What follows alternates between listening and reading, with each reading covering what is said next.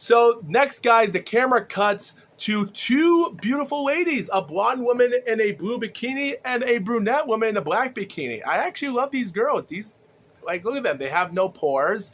The blonde lady in the blue bikini is holding on to the ring card of Thai boxing, and the other one's holding on to jiu-jitsu judo. Is this the first time in UFC history that we have ring card girls? Because we didn't have them in the first show. So, yeah, beautiful bikinis, really beautiful. I love it. At this moment, guys, I'm just going to skip the semifinals as quick as I can. We get Remco Pardo taking on Orlando Wheat. Orlando Wheat is this really short dude that's, like I wouldn't say that he's tall, but yet again, like, even though he's 5'10", 170 pounds, but Remco is 6'4", 260 pounds. Depending on how big you are, the shorter and lighter you are, the better you are winning. So people are favoring Orlando winning this fight. The fight starts out as him trying to start off. They both start in the middle of the ring, but then Remco is actually moving forward, backing Orlando to the fence. That might be the biggest red flag problem that Orlando shouldn't have done. And then when he gets close to the ring, Remco doesn't hesitate. He grabs him on, but then suddenly he moves his body way back with Orlando on his back, only for Remco to grab part of his arm like this. And when he does it, he flips him on. Only Remco lands on his left leg on the ground, while Orlando takes a huge bump like a WWE move, gets slammed to the back of the ground, and we get the same takedown as Remco used earlier against Alberto Leon, which that's what the commentator said. At this moment, everyone's shocked that Remco has him here. Like, we have a little bit of a couple knee shots from Orlando, and then the match ends. For the next minute or so, it just ends at 1 minute 29 seconds by elbows to the head, which you can already tell that the match is over, because Remco is still holding on with his right arm on top of him like this, holding him like this with Orlando, which means that his right arm, like right elbow of Remco, like Orlando's head is exposed. So what does Remco do? He elbows him not once, not twice, not 3 times, not 4, not 5, not 6, not 7, but 8 times. And when he stops, he sees it. The commentator says he's out. John McCarthy stops it. No one threw the towel in. But John McCarthy stopped out the fight, even though he wasn't allowed to stop the fight. And Remco even tries to tell to the ref about it. The crowd was shocked. But you want to know what's crazy? Even though Orlando limps out of the ring, advancing to the semifinals, I will say, though, when Herb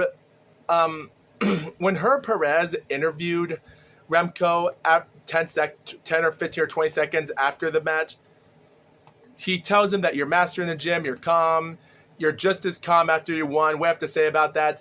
And shockingly, Remco, he didn't believe that he was going to win the fight.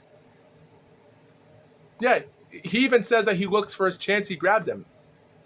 Taking a monster chance. Like, did you expect that? He did that. You got him on the hold. You expect that, which Herb said. And Remco says, I didn't expect to win. You didn't expect to win, Herb said. No, I thought he was a tough guy, he said. Only to Herb saying back, yeah, he was a tough guy. Maybe you're a lot tougher than him. What do you anticipate in your next match? Try to win. A man that's won 2 fights, very few words. Not bad. That's a pretty good guy. He doesn't talk much, but that's pretty good. But there's a problem. We have Kung Fu, Jason Ducia taking on Royce Gracie. How long did this fight last? It lasted a lot quicker than the Remco defeating Orlando at 1 minute 7 seconds by submission armbar. You guys want to talk about that fight? We might as well.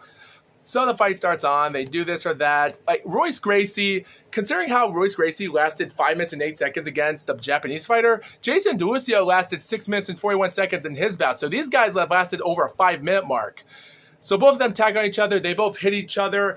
And Jason takes down Royce Gracie. The crowd is going, well, the crowd is really quiet, but I wish the crowd was crazy. But Royce doesn't hesitate. He grabs him a leg. He wraps his legs around making him get the drop on him. Then he goes on top of. They spin around at 160 on the ground, which means Royce is on top of him. And then at this moment, he's already sitting on him, trying to hold him down. And there's a moment where Jason Ducey is grabbing onto his jacket. But then, when I thought at the 1 minute mark, as the fight's about over, I think Jason pushes Royce into the fence. And then he tries to get back up, but Royce grabs him on to the arm. He's holding him down like this, and Jason taps out. Even though the commentators see it, the cameras are catching him tapping out. John McCarthy is behind the back of Jason Ducey on the other side, which means he doesn't see the tap. So what happens? Even though Jason taps out, I'm sure because he's tapping onto Royce Gracie's leg, and then Jason hits the ground. He's still tapping so much while Royce, you can even see a tiny bit of a proportion of Royce grabbing onto Jason's arm. He's snapping his arm. And then John McCarthy stops it, realizing it. Dude, Royce Gracie is a serial killing arm breaker. Dude, it's just crazy of how you just see that. Still, Jason gets back up quickly, hugs, and that's about it. Also, guys, we do not get an interview from Royce Gracie. I don't even think we can interview him from the semifinal match. Yeah.